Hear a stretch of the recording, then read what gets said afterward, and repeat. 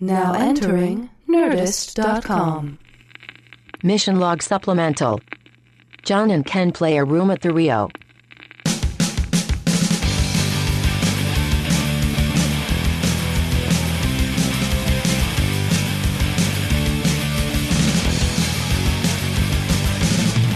The voices of Mission Log hosted a panel at Star Trek Las Vegas 2013, and it was really awesome of them to invite me, except of course for the part where they invited me. They did not. Instead, Star Trek author, interviewer, editor, commentator, producer, and event wrangler Larry Nemecek moderated. And I didn't even get a lousy t-shirt. I've been a guest on more podcasts than I have listened to. Anybody big podcast fans, just to begin with? How are we doing?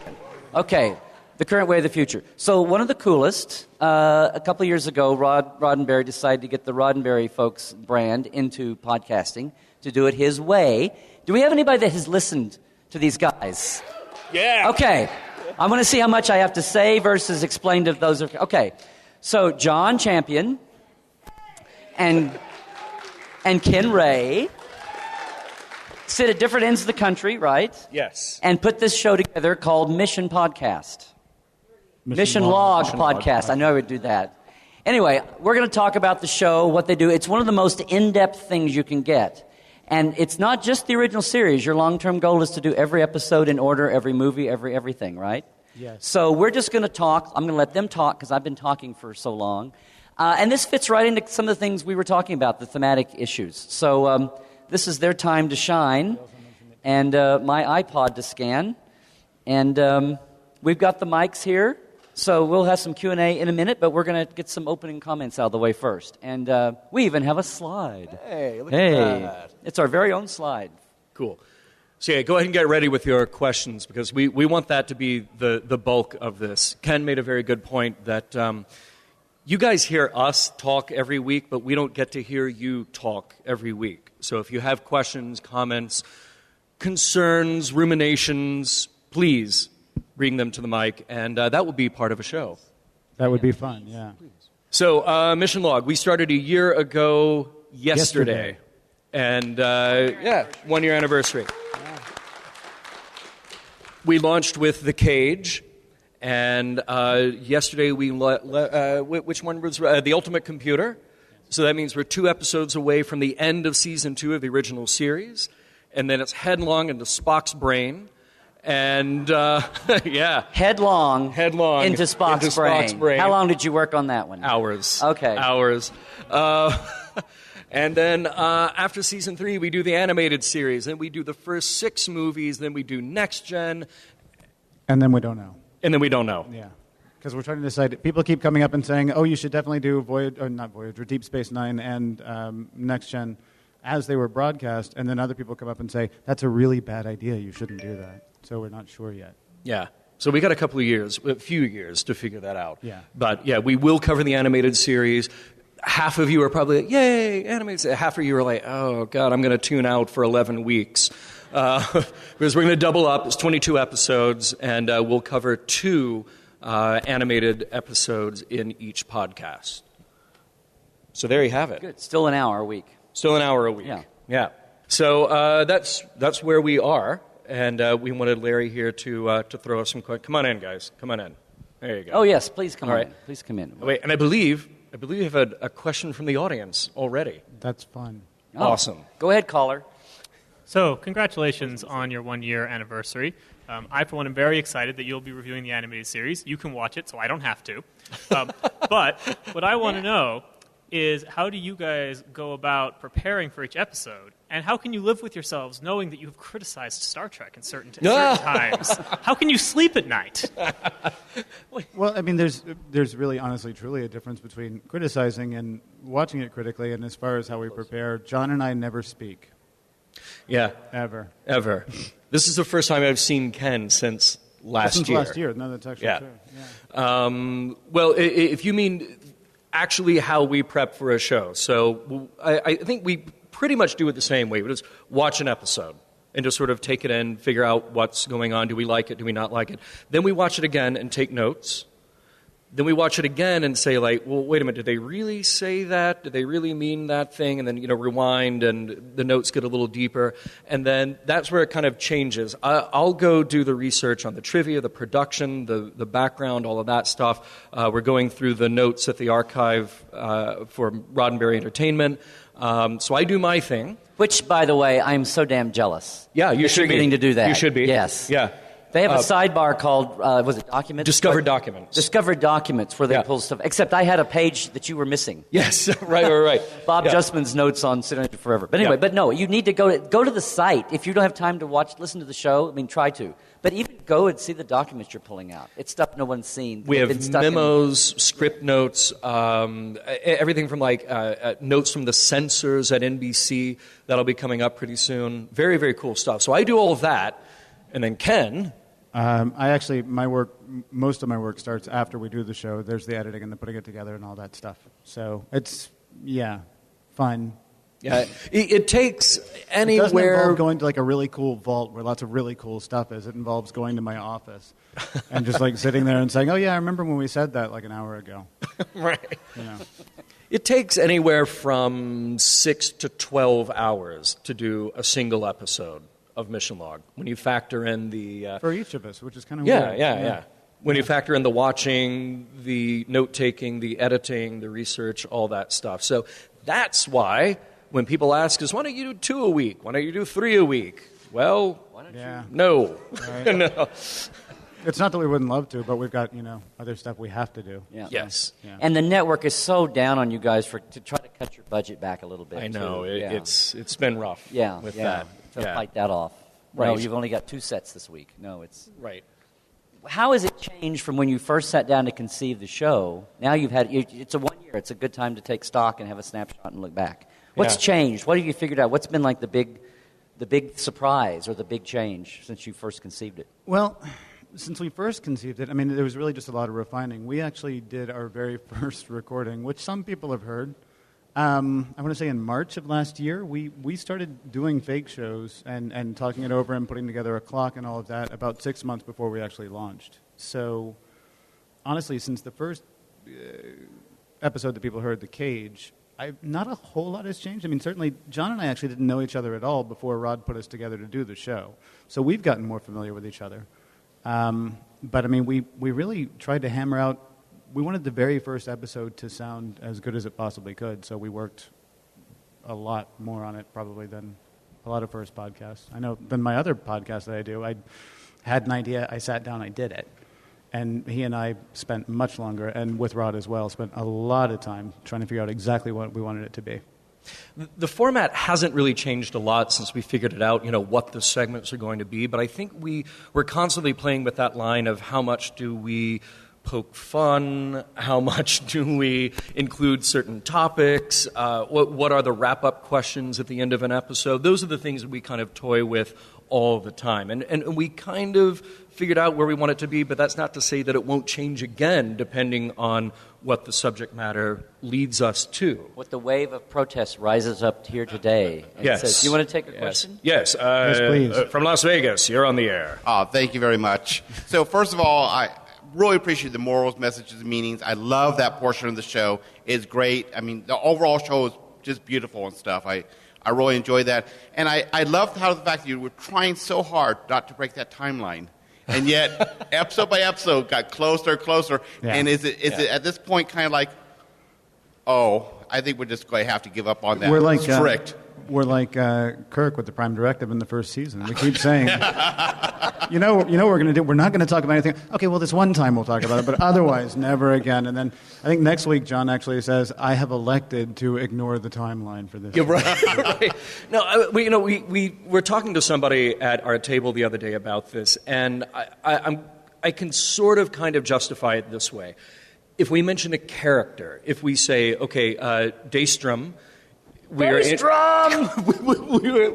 introduced to Dr. Daystrom in The Ultimate Computer. He will become a part of Star Trek later on. His name will be invoked later on. And we can kind of make that note to the audience, be aware of that, it's coming. But what I don't want to do, breaking out of the timeline, is to start giving away plot points. I don't want to get into the stories, because when you do that, when you start to overlap and you're trying to... I don't know exactly the right word for it, but you're trying to build an internal consistency before it's even happened. You're trying to build a continuity before those episodes even hit. I think it would just get too complex, too complicated. It's more exciting right now to look at the original series and see how far they've come. Because, man, between Season 1 and Season 2, I thought it was Season 1, Season 2, Season 3. And what we found is it's Season 1... Season 2, and then Spock's brain. And, so it's been a little weird, and so it's more interesting to draw the connections from the time. But if we drop a little hint here and there, and didn't we even say blame Nero on everything? Just blame Nero if you can't fit it together. But I don't want to get into tying the threads together. I think it's more interesting when you discover it later on. So, well, I think when you say things, break the timeline, it's what we're all thinking about. We're all thinking the same thing. It's not like you're breaking. We're all having the same thoughts as you are and that kind of stuff. Yeah. And I would love to see you guys at the New Media Expo Podcast Awards next year. Ooh. I think you make sure to tell your listeners to vote for you. I think that'd be a great show to have up there for the Podcast Awards. So what would people do if they want to do that? Well, you might want to make an announcement on your site, your Facebook page, and your podcast to talk about when voting is open. I'm not sure it's going to be opening pretty soon on that. And then your listeners vote, and then you go to Vegas at the Real here, beginning of the year, and hopefully get your award. And the name of those, again, is what? The Podcast Awards, and it's presented usually at the New Media Expo, which used to be Blog World. Oh, okay. Cool. New Media Expo. Here you go, man. Yeah. All right. You better hurry, because money doesn't exist in the 21st century. I know, right? Yeah. So, yeah. And it looks like we have another question here. Hi. Thanks for being here again. I have to say I have not yet taken the time to check out your podcast. That's still on the schedule. My life's changing for the better now for time, so that'll happen. You can catch up in 53 hours. I'll have time. All right. And that's good. And I know last year you addressed this a little bit in your talk. You spoke about secular humanism, but there seems to be evidence, certainly good evidence, that there's a paradigm shift occurring in this country, hopefully around the world, towards what generates values and where we get values from and how we have to develop that. And again, I haven't been listening to your podcast, but I'm just wondering what you can tell us about what your organization and what you know in this genre in general is happening in terms of the promotion of secular humanism, for humans to generate their own values and use consequentialist ethics and whatnot. Just what's happening in your realm, and how is that being brought into the situation? It's a really good question, and maybe you and I should sit down for a couple hours after this and really chat about it. I can't speak to what the Roddenberry Foundation is doing right now, because that's sort of a separate arm. Obviously, there are other podcasts and other interests, like CFI. I definitely am sort of very interested in their work. That's sort of part of their mission is to promote secular humanist values. Right. When it comes to our show, when it comes to what we do on Mission Log and what Star Trek does, I think we're at kind of a weird place. Now, as we talked about in the talk last year, Gene Roddenberry was a humanist. And later on in his life, and in the interview that he did with David Alexander, he basically said, well, I'm an atheist, but I never knew quite how to describe that belief system. I just I am who I am, and religion played a very, very small part in my childhood, and now I focus on these other things. Star Trek has, at least for right now, kind of a strange relationship with religion. And in what we've looked at so far in the first couple of seasons of Star Trek, the original series, it seems to be kind of a schizophrenic relationship. Who mourns for Adonais? I think is such a fascinating TV episode. Put yourself in that position. 1967, NBC, prime time. There's a show telling its audience, we've outgrown God. That's revolutionary. That's amazing. And it really jars the brain. But then what happens? You have one line that undermines the rest of the episode. Yeah. And we kind of struggled with that on Mission Log. We have another episode coming up, Bread and Circuses, which will be out in a week. And I'm here to tell you, I'm here to sort of spoiler alert this, I'm still struggling with that episode. Ken made a heroic effort to quiz me at the end of that episode because I'm still trying to wrap my mind around what the statement is, what the message is from that episode.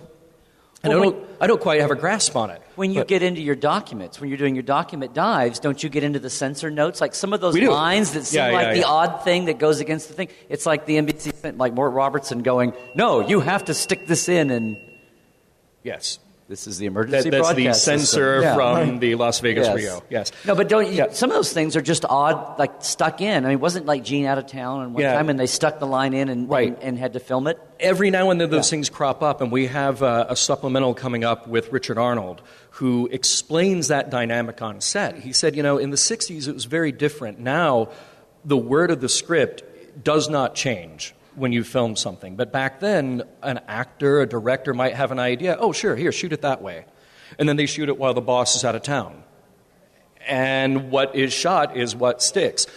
The dynamic and the exploration we have with these humanist ideals, I think, are going to change a lot when we get to, particularly when we get to the motion picture, which I think is a very highly underrated movie, and I definitely am a champion for that movie. No pun intended. No pun intended. And with The Next Generation. That was a more mature Gene Roddenberry who sat down to create that world and had a tighter grasp on the messages of that show, I think. So, thank you. Thank you very much. Yeah, at least I in the look beginning. forward to more. Cool, thank you. Love your show. Well, hello there. You guys have the great advantage of all the notes and the Roddenberry archive to learn more things about Star Trek than the average viewer.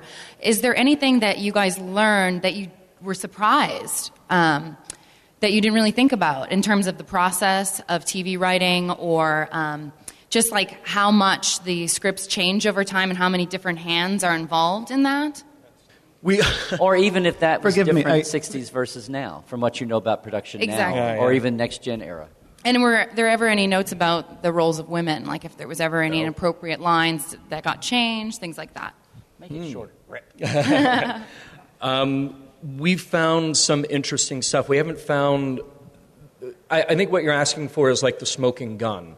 And I haven't quite found that yet. What we found is sort of the long form of what happens to make the show. And unfortunately, a lot of what exists right now in the form of scripts are the scripts that were made after the fact. They were the shooting scripts that were then transcribed and sold to the audience through Lincoln Enterprises. All of that stuff. So you lose a lot of what happened in there. Now, one interesting note, and we will bring this up on a supplemental, the Private Little War. There are specific notes from the censors saying, Nona, not too sexy here. Nona, not too sexy here. Nona, please make sure this is not a sexy moment. They're really being very specific. And there are interesting notes about, less so from the internal memos, but more from the books that we reference, where they will force in more extreme, and this is an old TV trick, you force in more extreme content than you know you'll get away with. And we've seen a few examples of that. So you have wiggle room to like bidding or having a sale price. So you can come back. That's actually something that Rick Sternbach said earlier in his talk. He said, I think the original Voyager had tail fins, and he said that Heinlein had told him, always give them something to take out. Yeah. And so that's what he did with his designs, and that's the kind of thing you're talking about there, too. There you go. Yeah. And a lot of what you're talking about, people have had a taste of it. God bless him. Stephen Poe, Whitfield, had a lot of this stuff in the original. If you guys have not ever read the original Making of Star Trek paperback book that was in print for 1 billion years, and it's harder to get now, but it's out there in the used bookstores and eBay, if nothing else. Probably in the vendor room. Probably some in there. But he has a lot of the bit, and they were, everything from watch the open mouth kiss here, Right. And please have Dr. McCoy, not psychologist so-and-so, administer the hypo. We have to have only doctors giving... Right. Everything, a whole range of stuff. But and remember, there was a moment with hypnosis that then was kicked out of the script, and that's kind of where we got the Vulcan mind meld. It was like, well, we can't have hypnosis for any number of reasons. So interesting little things like that crop up. Where else do you get your research from, besides the Roddenberry stuff? Obviously, you mentioned the Making of Star Trek. Are there any other key books that you would want to recommend to people? 3 books. Making of Star Trek by Stephen Whitfield. Inside Star Trek by Bob Justman. Yes. Excellent book, but and Herb Solo, but like everything, you have to take it all with a grain of salt. Rod is very good at talking about how some people put his father on a pedestal, some people would throw him under the bus. The truth has got to be somewhere in the middle. And I would encourage all of you to listen to our interview with David Gerald, because he has some really insightful, very personal responses to his time on Star Trek. So those also the ethics of Star Trek.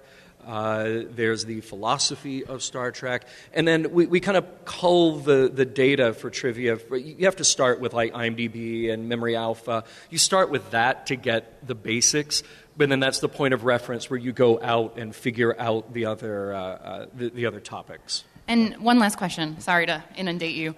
Do you guys at all talk about what you're going to say before you say it? Do you know what Ken's thinking on this, or do you just go? At this point, I can tell what's going to set him off. He's saying, what was the show? Bread and Circuses. Bread he's and saying Circuses. that I tried to bring him in on Bread and Circuses when we were watching it, and actually Omega Glory as well. Yeah. When we got to the end of Omega Glory, I laid out exactly what you were going to say, and I think I pretty much hit it. As far as discussing it, though, no, we try not to. This is going to sound terrible, and if he listens to the podcast, he's going to know this. The hardest episodes to record are the ones where Rod's like, so you guys are going to talk about this, right? And we're like, and then, so then we spend 10 minutes talking about it, and then we get to that part in the show. It's like, oh yeah, we were talking about that earlier. Right. Too bad you couldn't have all been there 10 minutes ago. That was awesome. We were Yeah. having this phone conversation. Record everything. Well, I was going to ask you what's been your your favorite shows to do, and do you have ratings? Can you tell? Do we need to do? Thank you. Yeah. Do we need to do the thing? Yeah. Hold that thought. Okay, hold that. We're going to do this by a show of hands, or whoever knows the answer to this, you're going to raise your hand, and the first one to raise your hand to get the answer right. That feels like it's not going to work, but we'll do that. We'll try it. Yeah. Yes. You're going to win. You want me to help scan for the first hand? Would you please? You're going to win an incredible prize.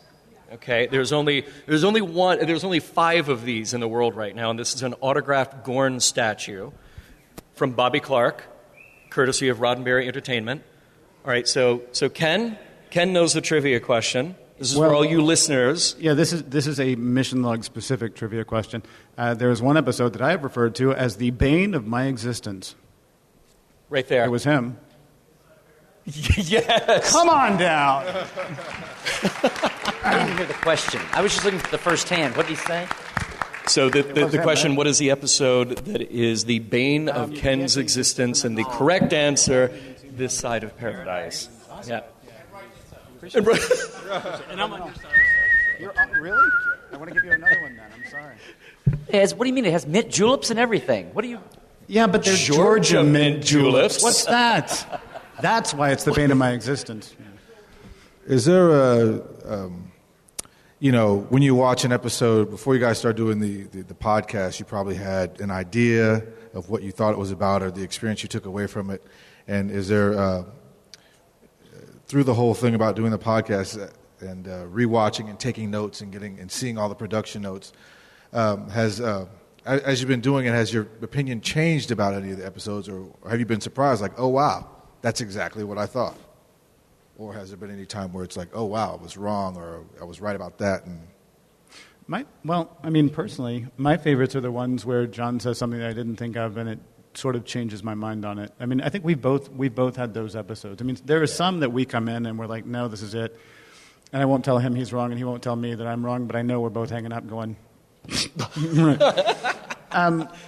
I love when that's part of the whole thing about not sharing it. We don't want to come in rehearsed. We don't want to come in lockstep. And if he says something that blows me away, or vice versa, that's an incredibly fun episode because, we both get something more out of it at that point too. Well, what I meant was, obviously before you started, you saw the episodes. So taking your opinions for when you saw them just as a fan, as opposed to now you're dissecting them. Have your personal opinions changed about any of the episodes, or were you surprised by going, oh, wow, I was right on with that, or I was totally wrong? Yeah, well, I think that, Ken, I'll give you props here for 2 episodes that really stand out to me. But only 2. But, well, the Corbomite Maneuver and the Omega Glory. So I loved the Corbomite Maneuver. I really did not love the Omega Glory. But in our conversation and watching these over and over again and thinking I've kind of got it figured out, then to hear this alternate point of view where, Ken, you said you figured me out. You knew that the flag came out and I sort of tuned out of the Omega Glory. But then you tied it back to the Corbomite Maneuver, that this is a message about making words have meaning. And living up to ideals. And that really blew me away because it was a message that I didn't get out of that episode because I wasn't giving it a fair chance at the end. I still don't love that episode. There are 2 things I'll say about that. Actually, it's not episode specific, but the Prime Directive. I always had the idea of the Prime Directive as being like this really great thing, and I'm actually not so into the actual idea of the Prime Directive anymore as I am the fact that it stands for not doing the easy thing. Right. It's very easy for Kirk to come in and say, well, these people are screwing up, so let's give these guys phasers, and that'll take care of it. Right. They've got a code that they've decided to live by. We talked about it. Is it Ian? Ian Banks, I believe, has a series of novels called the Culture Novels, and they come across new cultures, and they're like, hey, we've got this other society thing. We can raise up your technology. You can come be part of this collective. Oh, you don't want to be? Cool. Go ahead and stay here. They're giving people a choice. Right. The Prime Directive to me doesn't seem like the coolest thing in the world. The coolest thing in the world about the Prime Directive is they're like, all right, this is what we're doing. Right. And we're not going to screw with this. Well, okay, Kirk, go ahead. But the rest of us, we're not going to screw with this. The episode, honestly, that has been most surprising, specific episode, when we did our 2, pre-episodes that we ended up playing back, we chose a mock time because we knew it was rich, and then we chose the Trouble with Tribbles because we thought, let's do a hard episode. Let's do an episode that's just cute and dumb and see if we can pull something out. And there was so much in The Trouble with Tribbles that I did not expect at all that I didn't remember because it was Fuzzballs, right? It's a cute little, and it's annoying, and there's an 85-minute fight scene in the middle of it. And it turns out, it was really a really rich episode, and that was, to your specific question, that was one that blew me away. Oh, cool. All right. Thanks, guys. Cool. Thank you. Because I was going to say, what's been your favorite shows? And audience-wise, do you guys have ratings? Can you tell what's the most popular, downloaded show? Oh, well, the most popular in terms of just raw numbers is The Cage. But we launched with The Cage. You expect the first episode will always have the highest numbers. Yeah. I think since we've kind of hit our groove, the audience numbers haven't been too far off, I think it's more about listener feedback. There are some people, and it's fantastic. There are some people who write to us every week. There are some people, a majority of people never write, but then there'll be some episodes where you'll get a lot of feedback, and sometimes it's just angry, you don't know what you're talking about. Sometimes it's, you really made me think, in a different way about it. Yeah, and is that feedback email direct, or you have a Facebook page, or what do you... All the above, yeah. Facebook, email, there are probably people here who could say it for us. Facebook, Skype, Twitter, email. We've never given a snail mail address. We're probably missing the boat on that. Yeah, true. Yeah, true. Oh, okay. Yeah, it's you. You're moderating. Yes, it is true. So you've kind of got off on here, and some of your pet peeve themes and memes that I can't believe I'm doing that. Thank you. Can't blame that on the real. Broadcast school. Yes. Life school. So we talked about some of the memes and the themes that you've loved to either get into or love to make fun of or whatever. But what are the big... You were talking about one of your perceptions of you had first season here, second season here, and that's changed and all that. Yeah. What's something that's really been the most I didn't say shocking, But the most surprising, typical perception all fans who have been around for a few years come into the original series with so far that you've like really turned on your head? That you've gotten into got into the devil in the details and gone, oh. I mean, a couple of them have come up, but anything else that's really... Which was Maslow's hierarchy thing? The hierarchy of... Yeah. Maslow's hierarchy of needs. Yeah, we end up getting into, we end up talking more about things like self-actualization, which I guess maybe is my fault sometimes, but we end up talking about self-actualization and things like that a lot of people don't necessarily associate it with it. That honestly, I didn't associate with it. The characters are more rich than I realized going back to it. I think probably because it's always been around, you know? I mean, you're flipping channels, oh, there's Star Trek, oh, I remember this one, I'll watch the rest of it. Going back and actually studying it, I mean, there's just an amazing amount of writing and an amazing amount of depth. The one thing that's kind of, I guess, both good and bad, there's the whole anthology thing, right? So you could sit down and watch an episode of Star Trek, and if you've never seen one before, and if you never saw one again, you're not stuck in the middle of nowhere. I like the story arc idea, but I mean, it's neat to see the kind of depth. The one thing that you kind of lose is, okay, well, this week we actually need Bones to be dumb. Yeah. And that's kind of sad because you get some just fantastic treatments of every character, but you don't get them consistently. So this week we need this character to be stupid for no good reason. Well, my being a McCoy fan, my thing was always, this week we need McCoy to be helpless in the fight. Yep. Right. This week we need McCoy to be able to punch his way out of anything. I mean, that's one thing I've always noted if you watch. Yeah, but the little thing. But those are so... with trying to create a fictional universe, that's what got me about reading the making of Star Trek. Yeah. Was that, oh my God, yes, they would fall down, and we love to point out the cannon drops and all that, or when things were just evolving. Oh, it's Space Central. No, it's not, just coming along. But the idea that it was the 60s, I mean, they were hand-typing scripts with carbons. I mean, when I stop and think about just the TV production and the humongoloid cameras they had and the lighting and all that stuff, and their trucks when they'd go on location, just the process, and they were doing this fictional world then, without CG, without being able to go down and get instant, whatever things. They didn't even have rub-on letters. They'd have to hand letter their graphics. I mean, the way they were able to keep that fictional universe as consistent as they did, it was like the uphill. That's why they were all exhausted and burned out. Yeah. Bob Justman and Gene Kuhn and Gene Roddenberry and all of them, and Dorothy and all. And so when you look at it from that way, it is amazing. And you read the memos back and forth and say, oh, look, they're trying to set the 12 or 14 ships out here. Right. And that was just phenomenal for the 60s. It had to be. I don't know of anything at the time that was doing. Certainly not TV Lost in history. Space. You know what just occurred to me just the second sitting here? Oh, no. Do you think all of the the Commodores and the ambassadors and all of those people, are they stand-ins for the network? Stand-ins for the what? For the network. For the network. Are they stand-ins for the network? Because they're all incompetent and they're all awful. Anybody who's not in the trenches who comes in and tells them what to do, I mean, they're just bumbling, awful. They come in, they yell, they jeopardize everything. That just informed everything that we've talked about. Yeah, we have some more questions here. Yes. Just a quick one. All fans need to answer who their favorite captain is. I would like to know your two guys' favorite captain. Ooh, favorite captain. Picard. So far. Probably. These will be our last two. Picard, I would rather serve under. Kirk, I would rather hang out with.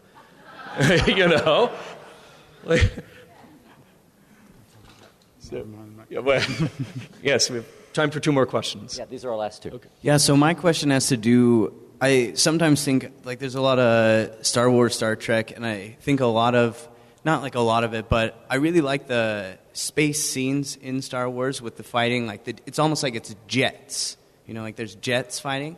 And I feel like a lot of the time in Star Trek, it seems almost like submarine. I don't know if you've seen Das Boot or absolutely. Anything like that. And I really like Balance of Terror. I think that's the best inner space conflict. And there's almost no shooting in the whole episode. Mm-hmm. And I just wondered if you guys could give your opinions on that. It's expensive. Yeah. No, I totally agree. And we got a lot more shooting in Wrath of Khan, but that movie obviously played out that way as well. The Mutara Nebula scene, absolutely. Yeah, totally agree.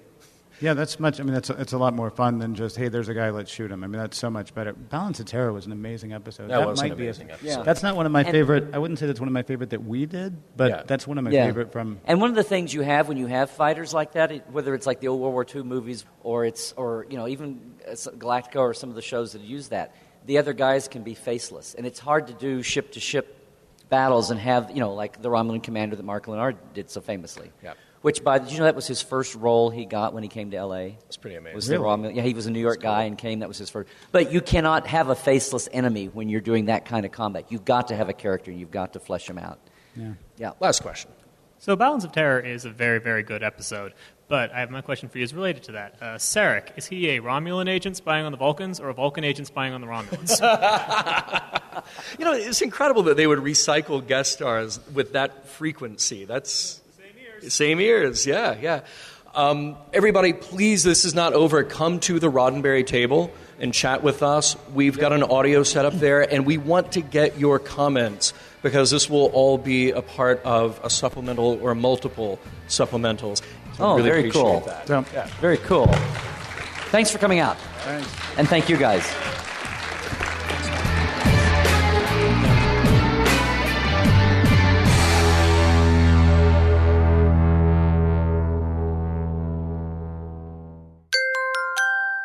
Now leaving Nerdist.com.